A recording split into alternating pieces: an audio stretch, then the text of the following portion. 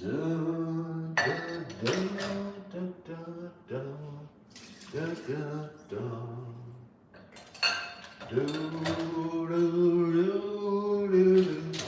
do, do, do, do. Ba, da, da, da, da. Do, do. Ba, na, na, na, na, na. Silent night, holy night, down on Virgin Mother and shine. I don't really know the words to the song, but it doesn't stop me from singing along. I think when you are inspired, you should let your heart run wild. Hello there. Good morning, I guess it is, and happy Christmas. My name is Ken Tracy. I do a show called Coffee with Ken. I go live every morning. I have a lot of fun doing it. It is Christmas late morning, just afternoon. Oh, I gotta get my candles. Just afternoon. I was out for a little drive here in Appleton, Wisconsin a little bit ago, and was actually looking for a Starbucks to go at and work on some editing of videos that I do pretty much every day. I put a lot of effort into growing my show and building my content and hopefully creating things of value for the user and building my show and, I don't know, trying to become the best me I can. Part of becoming a best me and part of me, I mean, there's lots of things I work on, but a big step for me was stopping drinking alcohol. I almost said getting sober, but I don't even really like that term. I think getting sober or addiction or alcoholic, there's an implication in it that, like a medical term, if you will. And I think the more we create a medical monster for alcoholism, the less ability we have, we give up our own power of choice, if you will. And maybe that power isn't our own, maybe it's actually shared with giving over some of our control to God or to a higher power or to Jesus or to Allah or whatever you worship.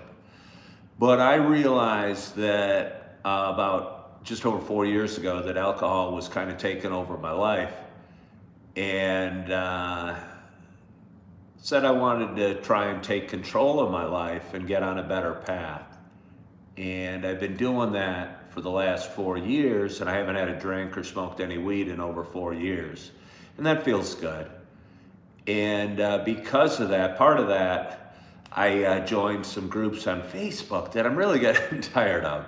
They're about, like, alcohol is not my problem anymore is the name of one of the groups. And I'll tell you what, everybody in there, I think alcohol is their problem still.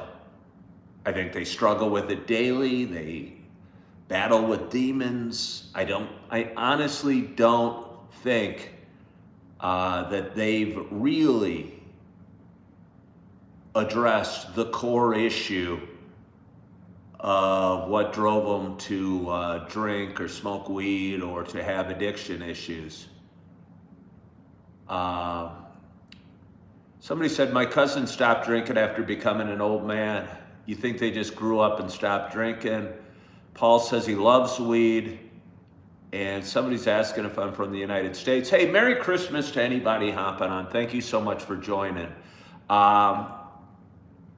And anyway, real quickly, I was out driving today and I was looking for a Starbucks to hop in to edit some videos and spend my Christmas growing my page. I think God put me on this planet to tell my story. He gave me the gift of gab and the ability to tell a story that resonates with an audience. He also gave me a lot of challenges to make my story interesting as heck. You know, if I had the easy life, I got married, everything went well, we had 3 kids, we lived a happy life and retired together and died in our ripe old age, and that was the end of the story.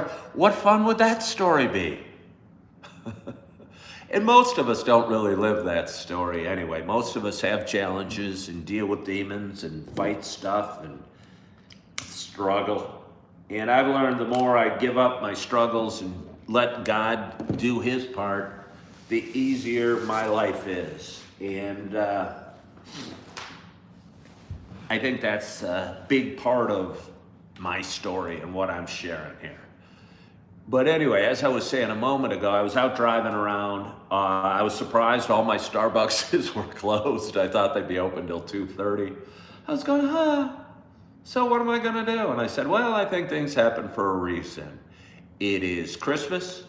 It is a day most people are getting together with family and loved ones. And for the most part, I always felt like I needed to be in a crowd and maybe be the center of that crowd to feel good. And somewhere along my spiritual journey over the last several years, I felt I wasn't alone, whether it was God or Jesus or a higher power or the universe. I felt there was always somebody I could talk to and have found a lot of peace in that. But again, I joined these groups, these alcohol sobriety groups on Facebook. And as I was pulling into my garage, I pulled into my spot, I flipped open Facebook. Bad habit. But I want to be a content creator, so I can't avoid social media altogether.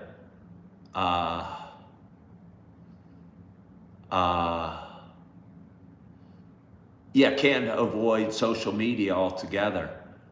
So anyway, I hopped on and somebody was saying, hey, do I have to start over their sobriety date, their original date of being sober, because they took medicine that had alcohol in it? And somebody commented, hey, I was thinking the same. I had some of my family's vanilla flavoring, which had alcohol in it. And I was just totally confused, really, and wondering what the point of their sobriety is and why they're doing it, and if they are still struggling because they're putting more value in their sobriety date into more so than actually them becoming better humans by being sober and not being a slave to the demon that is alcohol or drugs. And honestly, I think it's the latter. They say in the Bible, thou shalt not worship false idols. And I see false idols. I used to think a false idol was the Hebrews building a golden calf at the base of Mount Sinai, and Moses coming down and chucking the tablets at them from the 10 Commandments. But I think we can find false idols in all sorts of things. Maybe it could be social media, it could be a relationship, it could be a car, money, fancy house. A sobriety date, perhaps. And we worship the date we went sober or the number of days we haven't drank. We put all our focus there, and we don't really realize what's important from that message. And I'd say, to answer the question that was posed on these sobriety groups, do I have to start over? I mean, I have a hard time giving an answer. Hell no. Hell no. You know, we don't ever accomplish anything and never take a step back, whether it's a physical journey or a spiritual journey or a relationship journey or a sobriety journey or just walking down the path that is life. We don't, I'm into working out and I go a lot, but I was sick, and it was over Thanksgiving a couple weeks ago, and I wasn't able to go to the gym for about a week and a half. I never thought for a second that I had to start over from scratch. Oh, darn it, I haven't been able to go to the gym for a week and a half. That means I got to start over, and I can't say I'm still into fitness because I haven't been into for a week and a half. Or if you're on a spiritual journey and you've been going, the purpose of going to church isn't to brag that you've gone to church 12 weeks in a row or 2 years in a row or 2 Sundays in a row. It's to get together and celebrate what you believe in a community of people that are striving to better themselves. At least that's the way I see it. So to answer that person's question, do they have to start over with their sobriety date? Let that go. Let that go. We're not giving awards. And honestly, I say that, I feel a little bad, because they actually do. At AA, they give little tokens. Hey, 10 years sober, 1 year sober, 20 years sober. I think to focus on that is the wrong thing. I really do. I see people on these groups, they come in and they say, oh, I'm so ashamed. I hadn't drank for 6 months, and last week I went to a wedding and I drank, and I've been drinking ever since. I'm so ashamed. Let that shame and that guilt go. And realize we're never gonna be perfect. No matter what, if your focus is on enhancing your relationship with your wife, that doesn't mean you're not gonna have a annoyance, maybe a fight or an argument with your wife or your husband. That doesn't mean you gotta go back to square one and start over. If I drank tonight, I wouldn't have to start over. You can just kind of put it over there and say, hey, I fell down, scratched my knee, but the key is I'm getting back up and going at it again today. And I think once you release that starting over feeling, the guilt, the shame, the weird responsibility, and you lose sight of becoming a better human, becoming a person that's not a slave to alcohol, becoming a person that's more a better husband or a father or wife or son. I think it involves changing how you think of yourself and the identity you put on yourself. I'm a guy who works out. If I didn't work out for the next 2 weeks, it wouldn't change how I define myself or who I would be. I don't know if any of this makes sense to you. I'm a guy that doesn't drink alcohol or smoke weed. If I drank tonight or smoked tonight, in my mind, I'm still a guy that doesn't drink alcohol or smoke weed. But I'm not doing that to brag to you that it's been 4 years. I have internalized who I am and changed the definition in my mind of who I am. And that can go for my spiritual journey, my relationship journey, my financial journey.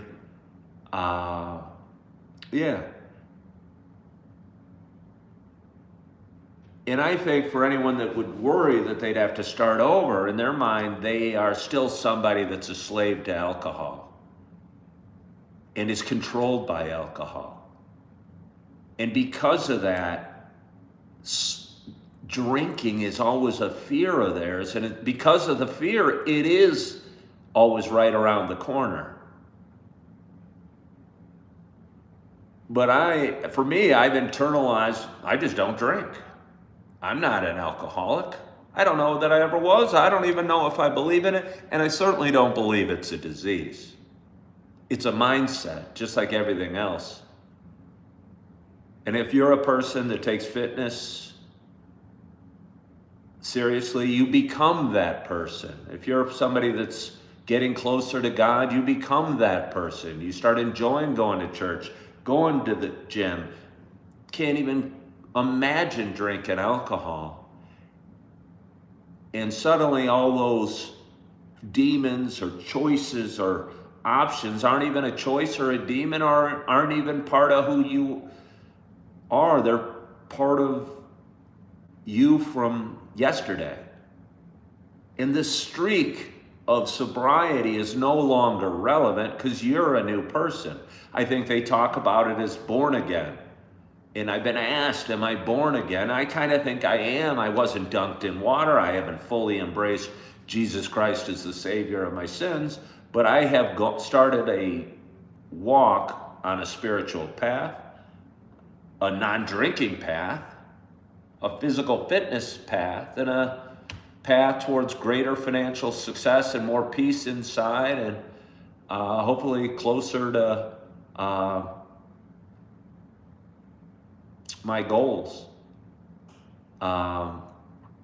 But again, I just saw that, and the person said, do I have to start over? And I'm going, start what over? You know, what's your point? Are you trying to become better today, or are you just trying to brag on this stupid little Facebook page that you haven't drank in 21 days? Because you swallowed some mouthwash the other day and there was alcohol in it. So you violated some agreement with who? I don't know. I'd like somebody from AA here. Do you have to give back your, if I drank tonight and I was in AA, would I not get a 5-year sobriety thing next year because I drank tonight and I'd have to start over? As if these stupid little tokens that are given out to you, and I apologize if that's offensive, are the purpose of the sobriety. You're not doing it for an award. You're not doing it for kudos from an audience or to brag. You're doing it to become a better human being and a new human being. And as human beings, we are flawed, and we're gonna trip and fall, and we're gonna not work out, not go to church, not pray, not read the Bible, drink, yell at our wives or whatever. It doesn't mean you're back to being that old human being. Because you can't revert back to a different human being. You're a new person. We are born again. And it's not just about the Bible. I think every day we're born again, and we have an opportunity to be a new person, the best version of ourselves, something different, something better. And when you internalize that,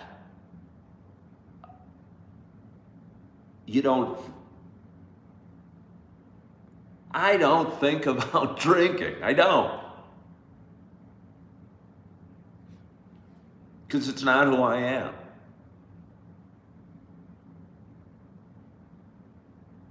I pray every day just because it's who I am. I don't even know if there's a God or if anybody's listening, but I believe there might be, so I keep praying. And it makes me feel good. I go to the gym because I like it and it feels good and it's kind of who I am. And I could go on and on. So I'm saying once you internalize and become a new person, you are born again into a non-drinker, a person of faith, fitness person, or whatever you're working on, the choice isn't even a choice anymore, because I don't even think about drinking. I don't even think about not praying or not going to the gym. I want to all the time.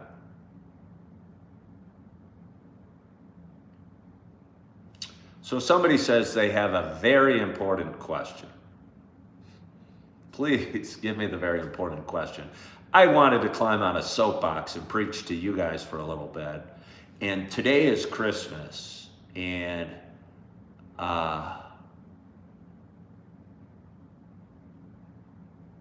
that's not even I don't even understand that question.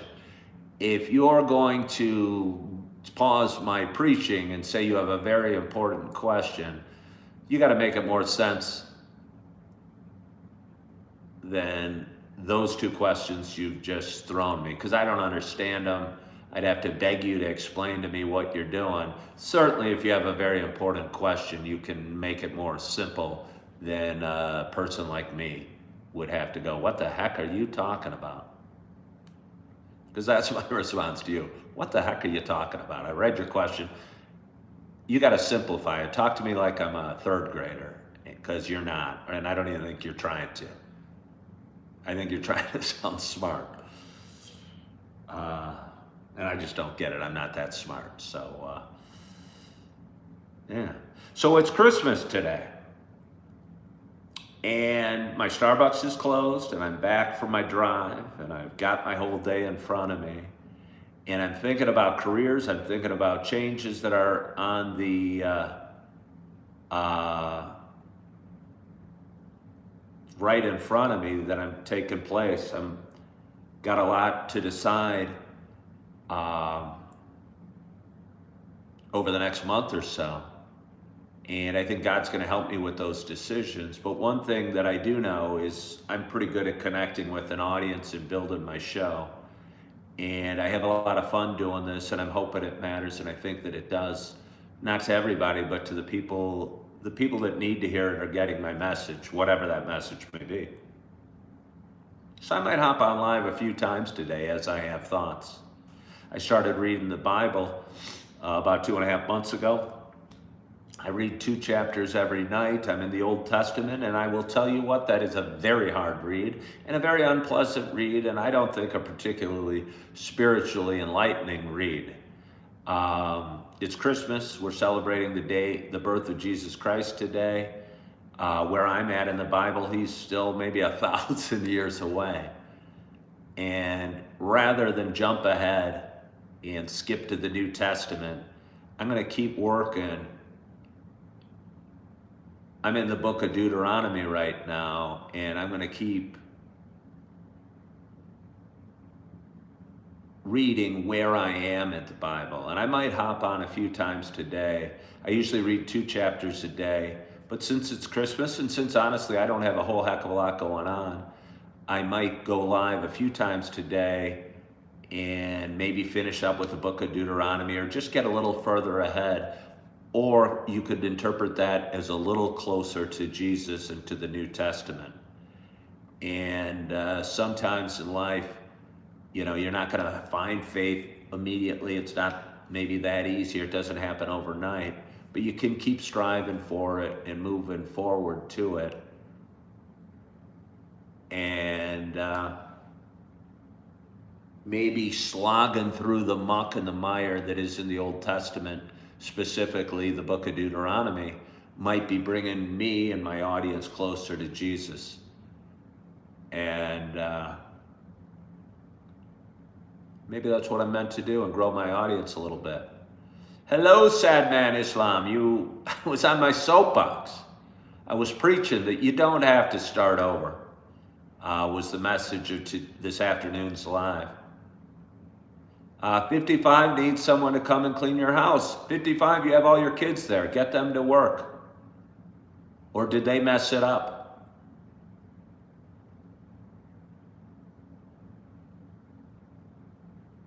You probably don't have to clean it up all today, 55. Maybe just clean up a little bit. For the last couple of weeks since you brought it up, I've noticed that my bathroom sink and bathroom mirror had like water spots all over it. And it'd been kind of annoying me for like 2 weeks. And yesterday I grabbed a rag, grabbed some Windex, sprayed it off. In like a minute, it suddenly looked beautiful. Yeah, I didn't scrub my whole house down, but just that little area makes me feel good. So my thought to you is maybe you don't have to clean it all today. Just clean up a little bit, make your bed, make the kids' beds, put the dishes away. Take one bite at a time. So anyway, it's Christmas afternoon. And I think I'm done preaching about how you don't have to start over. You can pick up where you left off. No matter what journey you're on, You're going to fall and scrape your knee from time to time. And again, you just pull yourself back up and you keep on going. You don't have to, it's not like Monopoly where you go directly to jail, do not pass go. You know, you fall down, you pick yourself back up and you keep on going and you don't look back. Whether it's spirituality, sobriety,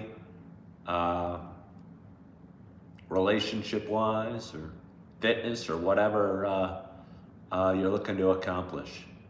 So I am going to go live a few times today. It's Christmas, and this will be my way to celebrate. I might hop on, I might go grab some lunch, but then hop on and read two chapters from the book of Deuteronomy. If I have other thoughts that pop in my mind, I'll go live as they come out. I have a lot of fun doing this. My audience grows every day. I just passed, 10,300 subscribers this morning, and would like to see that number grow. You know, it takes work. It's been work, but it's a lot of fun watching it grow, watching the revenue grow, watching the impact I make grow. Glenn says, you think Christians need to throw the Old Testament away? It's in constant conflict with the New. All the bad preachers that use the Bible to justify hatred are Old Testament centric. Glenn, I couldn't really agree with you more. And it almost feels like you're making that up, or you've read my videos, or you've listened to me read it. I don't know why there's such an evil book in something called the Holy Bible. And let me promise you, the words that are in the Old Testament are evil. And I'm just reading them to learn. But I'm telling you, the God of the Old Testament, I don't think it's the same God that I pray to. I'm amazed that the pastor that I so respect, that preaches on a Sunday morning to this huge church, is carrying around this book that is so filled with evil deeds and evil passages and evil commandments from somebody that is called the Lord our God. And if you don't get what I'm saying, you haven't read the Old Testament, because it's filled with genocide and rape and yucky things from beginning to end. And I'm not to the end, but I'm 5 chapters in, and it's filled with a lot of yuckiness that I don't feel akin to. And I felt I was losing touch. But I went to church yesterday, and they were talking about passages from the New Testament and about love and peace and Jesus and singing Silent Night, and I cried. So it means the message isn't lost. I don't have to start over just because I'm reading what I would best describe as very toxic chapters, night after night after night, to you from the Old Testament. But I think it's a journey that's important for me to take. Somebody says that is the humanity. And I think the knee-jerk reaction is we all blame the people of Israel, that they were filled with sin. I'm telling you, it's God that is steering the boat, and it is a vicious God in the Old Testament that is telling the people of Israel to destroy, burn, rape, pillage whole societies, and telling them to stone a man because he's picking up sticks on a Sunday.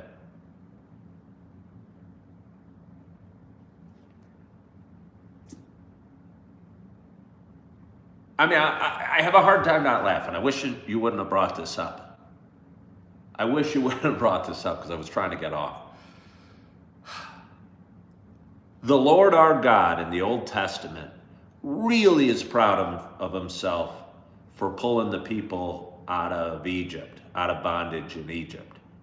And I think he hangs that over the people of Israel's head as if to remind them how awesome he is that he pulled them out of bondage, and then has them go about the Middle East doing savage things to other races and peoples and what have you. I'm telling you, it meant, I've read 5 books. I'll bet you at least 200 times they brought up how the Lord your God brought you out of Egypt. You know, I get it. You brought them out of Egypt. You know, you don't have to keep patting yourself on the back for that. And it doesn't mean because you brought them out of bondage in Egypt that you should set them loose like wild dogs on other peoples. And that is the God, and that is what he's doing in the Old Testament, I'm telling you. I think it should be not included in anything called the Holy Bible. Somebody says God isn't real though. Well, you can believe that. Somebody says that actually happened, dog. What did? That the people of Israel slaughtered people? Could be. Do I want some PC Bible that water washes the true word? Just because it happened, Hitler slaughtered Jews, but that doesn't need to be part of the Bible.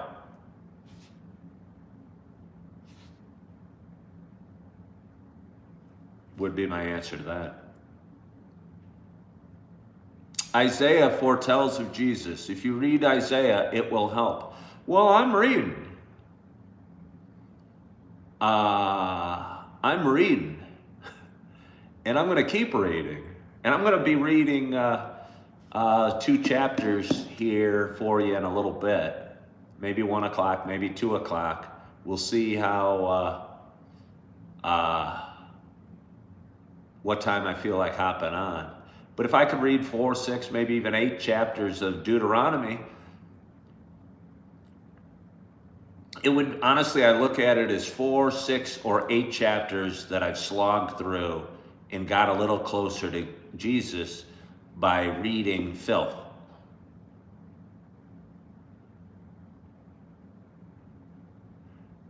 Wasn't around back then. Doesn't mean we should leave him out of history.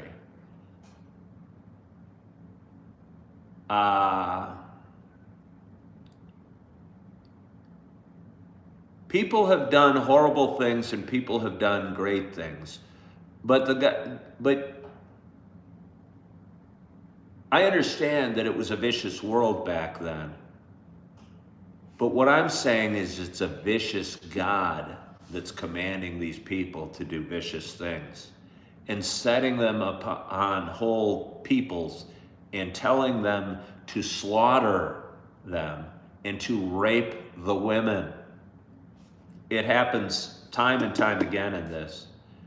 And I'm saying it doesn't feel very holy. So if maybe the Old Testament can be its own book for anybody that's into the history lesson. But if you want to be spiritually uplifted, I don't see it in the Old Testament at all. Somebody says God cannot be all loving and give instructions on slavery. I mean, people ask, what passage are you referring to, Ken? I'm going, read it. It's all over. It's all over. Hey, there's a guy picking up sticks. Everybody get your rocks. Throw them at him. Kill that dude. Kill the sorcerer. Kill the false prophet. Kill the blasphemer. Kill the person that smarts off to his parents. Besiege the city. Make slaves of them. Put to the sword every man in there and take the women as plunder and do with them as you please. Don't get me started on that. That's not what this book is about.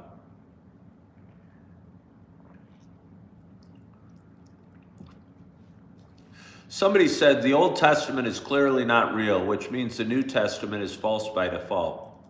Yeah, but your name is burnt offering.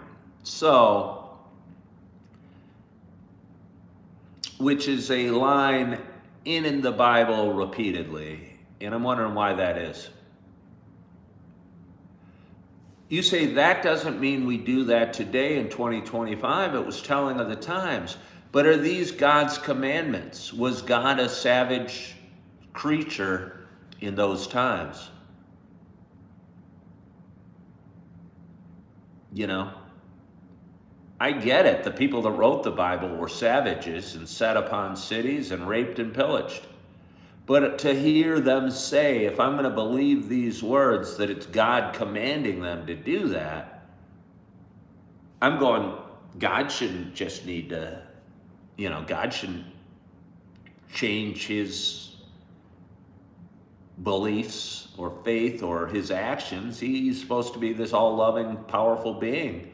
And he's portrayed it as a savage beast in the Old Testament. God's only savage because the people were acting as savages.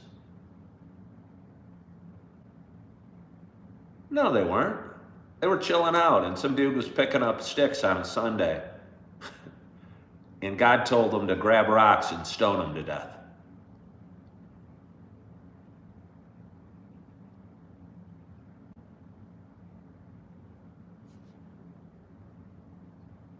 So, anyway, this isn't a Bible study.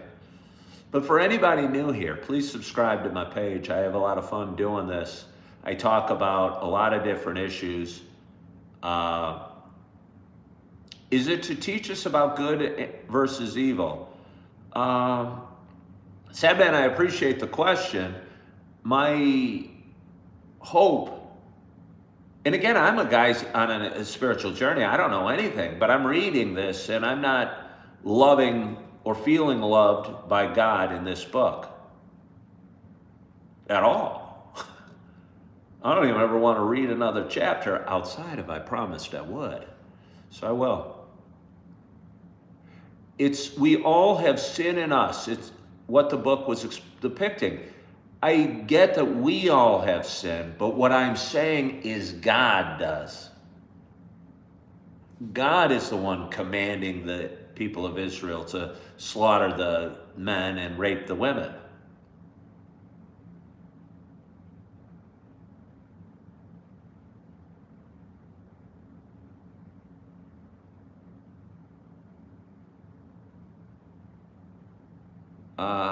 You read Torah, Quran? I've never read the Quran. Believing a human invented deity from the Bronze Age isn't the way to go. There's nothing wrong with believing in a higher power, but these Abrahamic religions are not true, says somebody. I don't want to talk your ear off. I'm not even religious, but the thing everybody can take out from the Bible is morality and what harsh times those were now. Okay, well, you're not a person of faith, so you don't get what I'm saying. As a person of faith that believes God is good and loves me and forgives me for my sins, I'm bothered by this God, the God depicted in the Old Testament is a savage beast. I get that you wouldn't care because you're not looking for faith or don't even believe in it. I get that it's just, to you, it's some historical depiction. To me, there's supposed to be these holy words about a holy, all-powerful beast, God, I mean. Again, that's what it's planting in me. To me, these words mean something. I get it. These words don't mean anything to you. It's just some historical depiction of savagery. I get that. But for them to say God is commanding Israel to slaughter humans and rape the women is problematic. And honestly, I would like to see more Christians speak out in it. It's against everything I know, or what I think I know, Christianity is. And maybe that's the point, because this is pre-Christ times.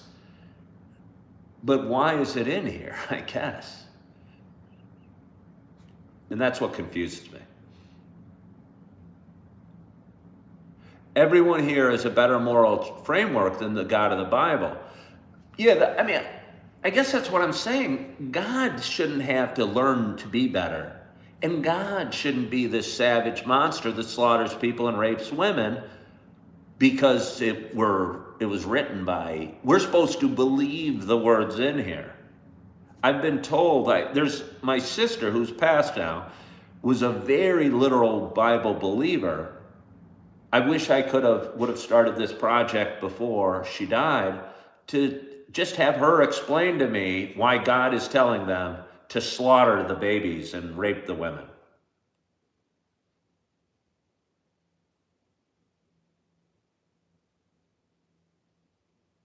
I think people were the same in the Old Testament as people are today psychologically? No, they seem horrific. I watched The Passion of the Christ last night. No wonder this is so savage. The Jews turned on Jesus like nobody's business, felt no remorse that he was being slaughtered, and would spit on him and punch him as he's near death. It was hard to watch. Jesus says not one shall be changed. So Jesus okays the Old Testament. But does he? And again, I haven't gotten to the New Testament. In the Chosen, he decides to do his work on the Sabbath. He kind of ignores it. In all his messages, he seems like I can't see Jesus doing what these people are doing.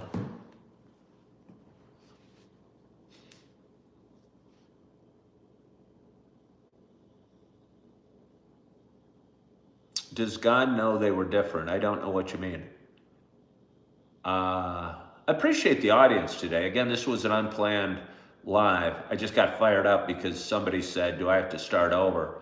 So this is supposed to be a talk about sobriety. But if it's a talk about faith, again, that's okay too. Seems to be a recurrent theme for me as I explore my own.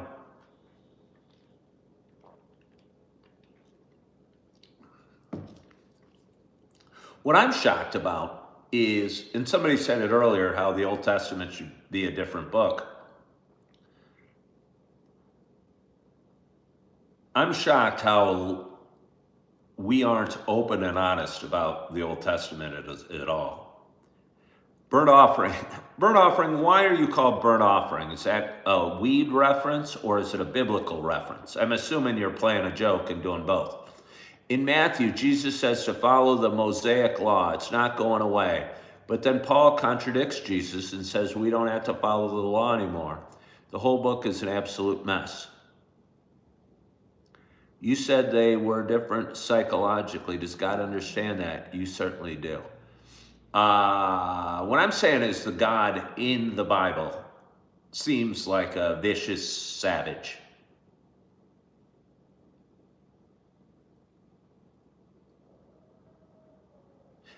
And I'm wondering why more people don't just come out and admit that.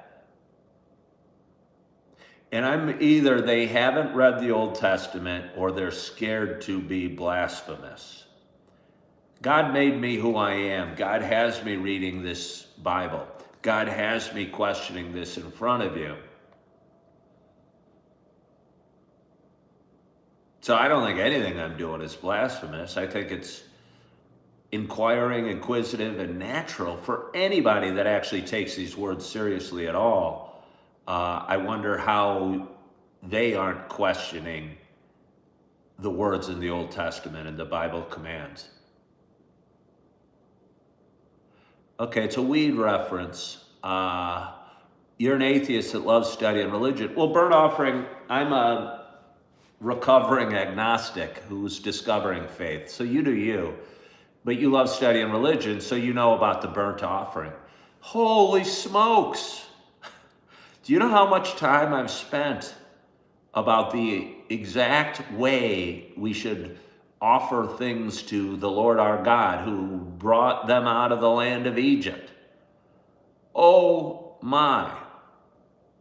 Oh my, it's ridiculous.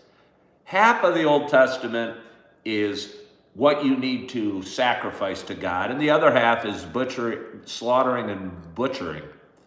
It's really strange to me.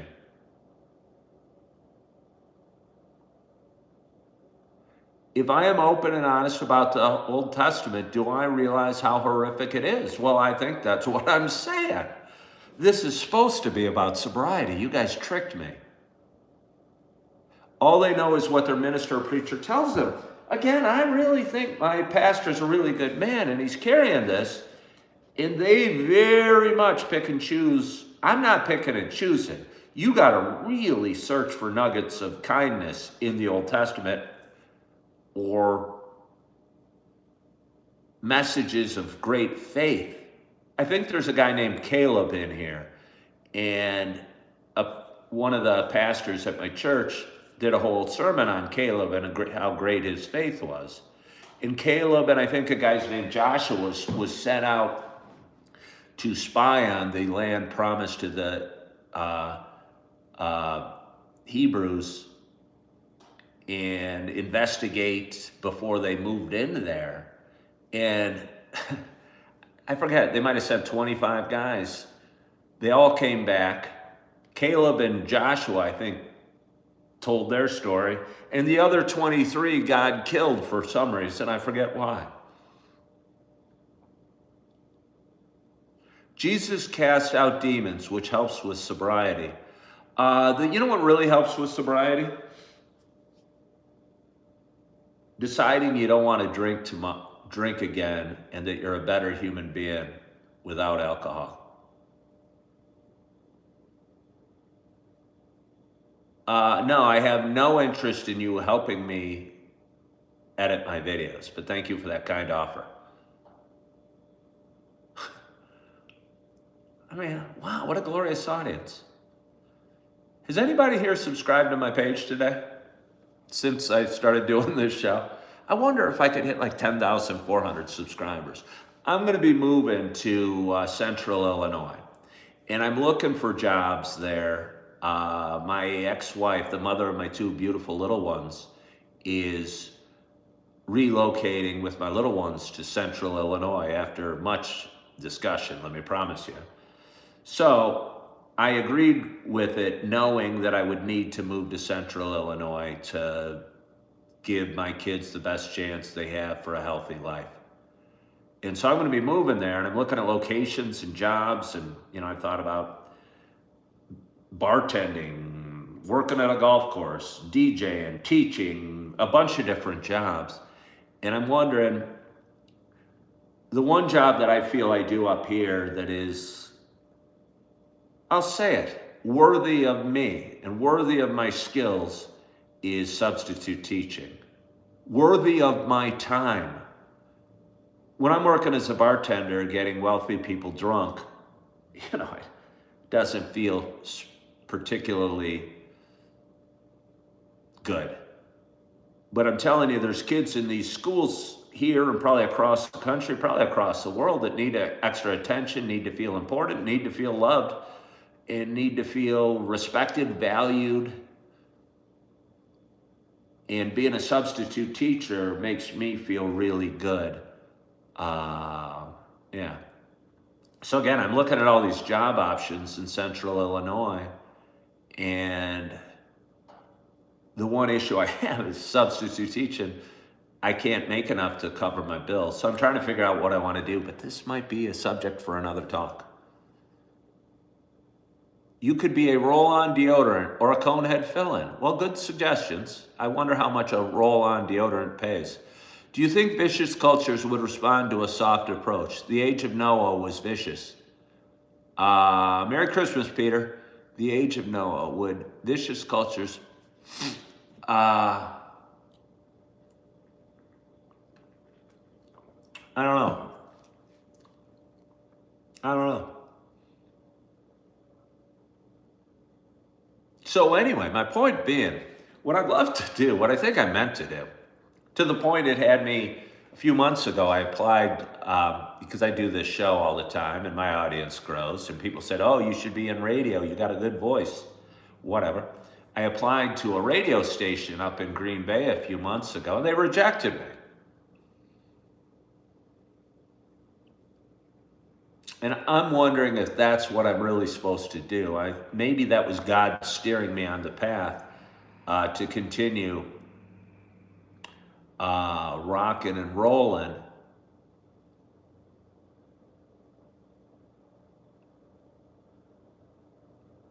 on my show I'm doing. Somebody said bartending is not a good job for my quest for sobriety. I'm not on a quest for sobriety. I don't drink. It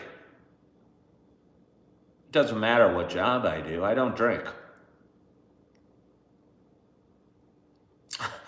I'm giving off extremely uncircumcised vibes. That's interesting. Why at all would God care about circumcision? He wouldn't.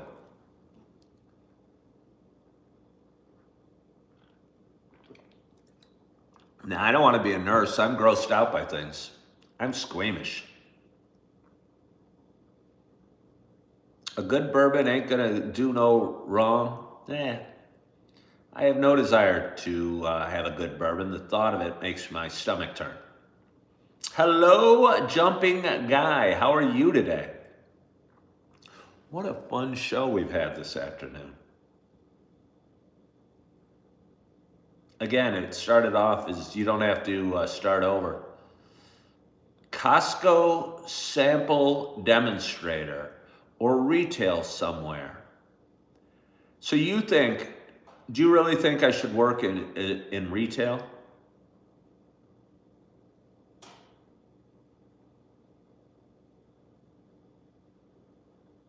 And working at Costco you think would be perfect for me? I mean, are you serious? You think my skill set would be working in retail? Somebody says I look more like a construction guy.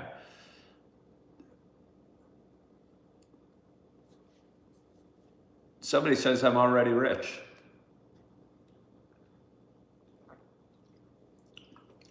My goal isn't rich. My goal is paying my bills, taking care of my kids, and buying a sweet scooter so I can cruise around. But anyway, again, it's been a great audience today.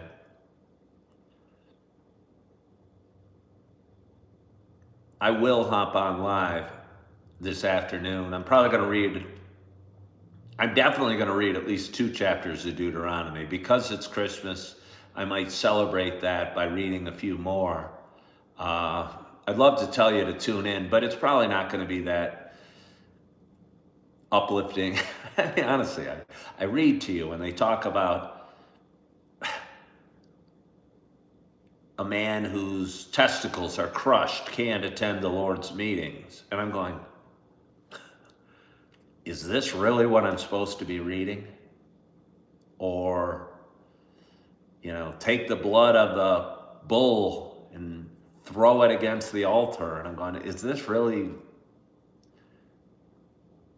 any value to anybody? And I kind of think, no. You say I can go find a job anywhere. Well, I have 3 right now, Eric. I don't want to just find a job. Merry Christmas from Australia. Just do what?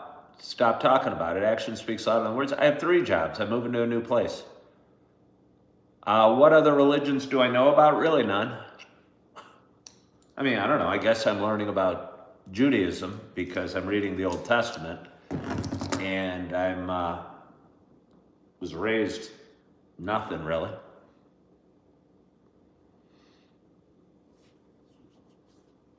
Yeah, I'm not looking for a job. I've got 3. I don't want 3 jobs. The one job that I feel I do that matters, again, is being a substitute teacher.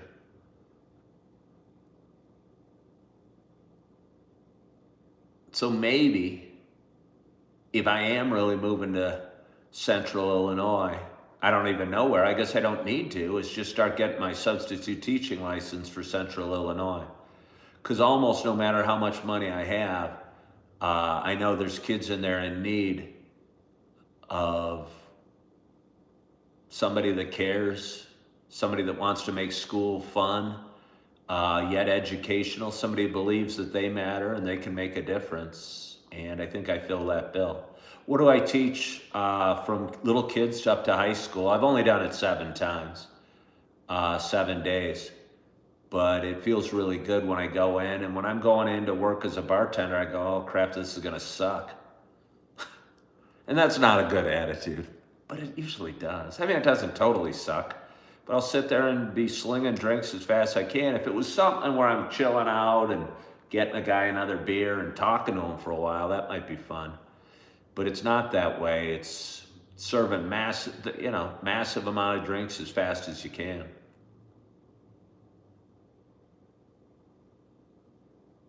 So, yeah.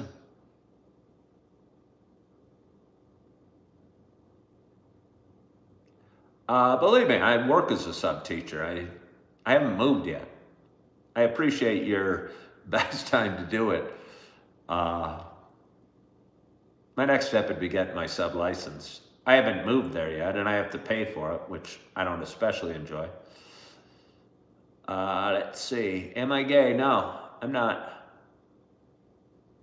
How about being a trainer at a workout place? First of all, I can't believe that people actually pay for trainers that don't have a massive amount of money. You know, if you're an actor or a model or somebody that is paying to have somebody yell at them to work more, I get it. But if you're just some typical person that's kind of out of shape, to hire a trainer seems like crazy money spent. You know, how to work out, it's not really complicated. It's simple, but it's not easy. And maybe they're hiring them as motivation. But I'm glad that I can internalize the motivation to go to the gym on my own.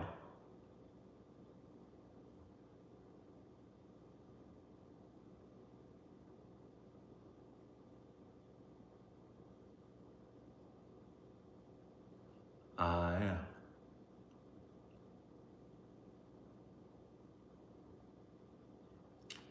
Okay, well, let me throw this out. Somebody's saying, why don't I apply now?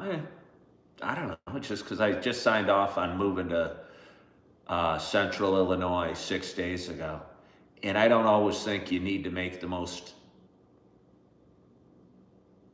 come up with an immediate solution for anything. And maybe that's an excuse, and maybe it is, but I don't care. I signed off that I'm gonna move to Illinois 6 days ago. I only decided I'm gonna move to Illinois 3 days ago. My point is, I'm growing this page by doing this. I've talked for an hour. I got 27 thumbs up. I probably picked up more subscribers and my page continues to grow. I'm gonna go live a few more times today, reading the Bible, maybe once more hopping on to say something else. But I wonder what I could do if I really put my focus into content creation as a business, not just a hobby.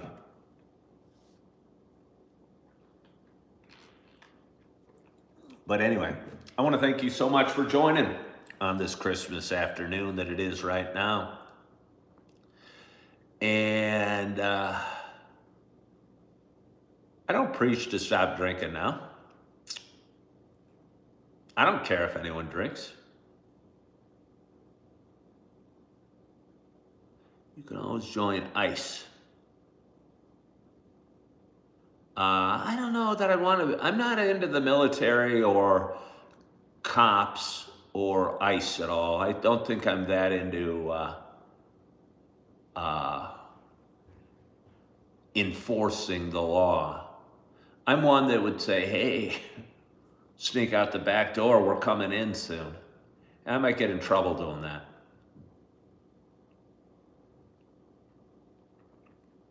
I might get in trouble. Yeah, no, I don't want to work for ICE or be a cop. I could have been a great fireman, but I'm past my prime as far as being a fireman, past my fireman days. But anyway, again, we talked for about an hour. I didn't even expect to. I want to thank you so much for joining today. I hope you guys are having a wonderful Christmas. Anybody new, please subscribe to my page. I have a lot of fun doing this. I'm going to hop on and go live and read to you from the book of Deuteronomy. I'm going to guess at 2 o'clock today, but it may or may not happen. I'm going to take a hot bath, eat a nice lunch. If I feel like it, I'm going to open up the Bible and read 2 chapters from Deuteronomy, and I'm not going to think too much further ahead than that. I want to thank you for joining. I hope you're having a wonderful, wonderful day. Have a Merry, Merry Christmas. You're feeling good. You're loving yourself. You are forgiving yourself. And as always, I hope to talk to you soon. Bye-bye.